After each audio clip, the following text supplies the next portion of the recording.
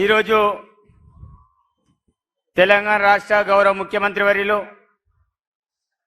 రేవంత్ అన్న గారు మరి మన ప్రాంతంలో రావడం నిజంగా మేమంతా అదృష్టవంతులమన్నా.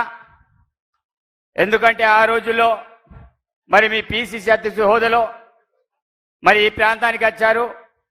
మరి ఈరోజు ముఖ్యమంత్రిగా మా ప్రాంతానికి రావడం చాలా శుభ పరిణామం. మరి కెస్లాపూర్లో దర్శనం చేసుకుని ఇప్పుడే ఇక్కడ రావడం అనేది జరిగింది. కొంత ఆలస్యమైన మరి చాలా మంది కార్యకర్తలు కూడా వస్తూనే ఉన్నారు. మరి ఈ కార్యక్రమానికి ఇన్ఛార్జ్ మంత్రివర్యులు సీతక్క గారు, అదేవిధంగా ఉప ముఖ్యమంత్రి బట్టి విక్రమార్క గారు, అదేవిధంగా మంత్రులు శ్రీధరబాబు గారు, కొండ సురేఖ గారు, తుమ్మల నాగేశ్వరరావు గారు, అదేవిధంగా వెంకటరెడ్డి కోమటిరెడ్డి గారు, అదేవిధంగా వేదిక మీద ఉన్న ప్రతి ఒక్కరికి పేరు పేరున హృదయపూర్వకంగా ధన్యవాదాలు తెలియజేస్తున్నాను.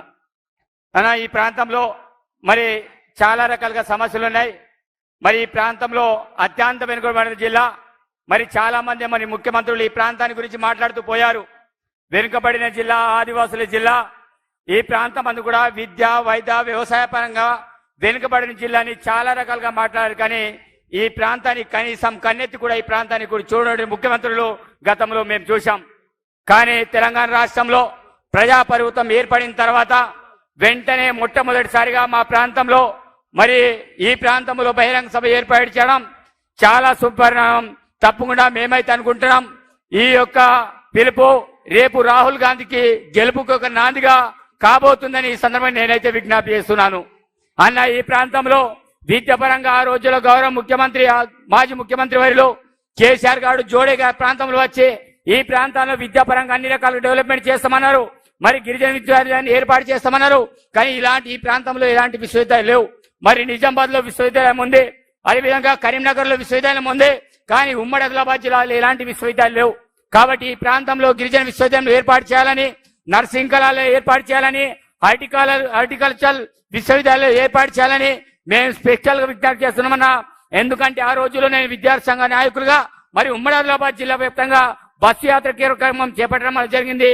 గతంలో మీరు కాగజ్ నగర్ వస్తే ఆ రోజుల్లో మీకు కూడా అప్లికేషన్ ఇవ్వడం అనేది జరిగింది. గిరిజన ఈ ప్రాంతంలో ఏర్పాటు చేయాలని. దాంతో పాటు అన్న, అదేవిధంగా ఈ ప్రాంతంలో అతి ముఖ్యమైన సమస్యలు నా నియోజకవర్గంలో అయితే మరి ఆ ప్రాంతంలో మన సదరమట్ కెనాల్, అదేవిధంగా ఆ రోజుల్లో కేసీఆర్ మాట ఇచ్చారు, మరి మాటను తప్పారు. అదేవిధంగా కడెం ప్రాజెక్టు మీ అందరికీ తెలుసు. అదేవిధంగా తెలంగాణ రాష్ట్రంలో కూడా కడెం ప్రాజెక్ట్ అంటే 2 సార్లు దిగడానికి అయింది.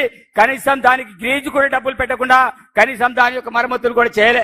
మరి కడెం ప్రాజెక్టు విషయంలో మరి మీరు ఆల్రెడీ 5 కోట్ల చిల్లర డబ్బులు ఆల్రెడీ రిలీజ్ చేసినట్టు మొన్ననే జియో చూసామన్నా. మీకు 2 చేతులెట్టి దండం పెడుతున్నాం. ఎందుకంటే ఎవరు కూడా కడెం ప్రాజెక్ట్ ఆనాడు కాంగ్రెస్ పార్టీ కడితే ఈ రోజు వరకు కూడా దాన్ని కూడా పట్టించుకోలేదు. మళ్ళీ దాని యొక్క మరమ్మతుల కోసం మీరు డబ్బులు వేచించడం అనేది జరిగింది. అదేవిధంగా ఈ ప్రాంతంలో వైద్య పరంగా మరి హాస్పిటల్, మదర్ చైల్డ్ హాస్పిటల్ ఆ రోజులు ఇక్కడ ఏర్పాటు చేస్తే మరి ఆనాటి వైద్య శాఖ మంత్రి ఆ హాస్పిటల్ కూడా రద్దు చేసి మరి వాళ్ళ నియోజకవర్గానికి తీసుకెళ్లడం అనేది జరిగింది. కాబట్టి ఈ ప్రాంతంలో మళ్ళీ వైద్య మదర్ అండ్ చైల్డ్ హాస్పిటల్ ని ఈ ప్రాంతంలో నెలకొల్పాలి. అదేవిధంగా టీ హబ్ ఆల్రెడీ ఇనాగ్రేషన్ ఉండే, మరి దానికి ప్రారంభించలేదు, అది కూడా పూర్తయింది. అదేవిధంగా ఆదిలాబాద్ కేంద్రంలో మరి 100 కోట్లు కేటాయించి సూపర్ స్పెషాలిటీ ఆసుపత్రి కట్టారు. కానీ ఈ రోజు వరకు కూడా దాని యొక్క స్టాఫ్ ని నియమించలేదు. ఇమీడియట్లీ నియమించాలని కోరుకుంటున్నాం.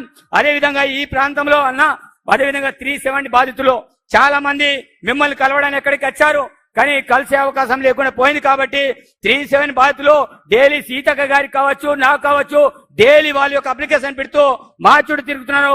తప్పకుండా 370 జీవని తప్పకుండా ఇది చేయాలని కోరుకుంటూ, మరి ఆనాడు కాంగ్రెస్ హయాంలోని ఈ ప్రాంతంలో ఐటీఐలు ఏర్పాటైనాయి. మరి ఐటీఐలకి ఇప్పటి వరకు కూడా దాని నియామకాలు చేపట్టలే, ఏజెన్సీ డిహెచ్ నియమించలే. అదేవిధంగా మేము కోరుకుంటున్నామన్నా, ఐటీఐలో గతంలో ఒక 56 శాఖలు ఉంటుండే, ఆ శాఖలని కూడా పూర్తి స్థాయిలో పులిపించాలని విజ్ఞప్తి చేస్తున్నాం. మా ప్రాంతానికి విద్య, వైద్య, వ్యవసాయ పరంగా అన్ని రకాలుగా డెవలప్మెంట్ చేస్తారని, అదేవిధంగా చాలా మారుమూల గ్రామాలకు రోడ్డు సౌకర్యం లేవు.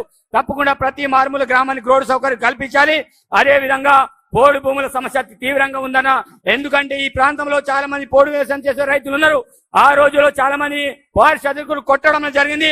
అదేవిధంగా రినివల్ కూడా రోడ్లు కూడా చేయనటువంటి పరిస్థితి మా ప్రాంతంలో ఉంది. టైగర్ జోన్ పేరు మీద చాలా గ్రామాల్లో ఇల్లు కూడా సీసీటీపీ ద్వారా శాసనాన్ని ఇల్లు కట్టనిస్తలేరు, రోడ్లు వేయనిస్తారు. కాబట్టి రోడ్డు విద్యా పరంగా అన్ని రకాలుగా అభివృద్ధి చేస్తారని ఆశిస్తూ సెలవు తీసుకున్నాను. జై కాంగ్రెస్, జై భారత్.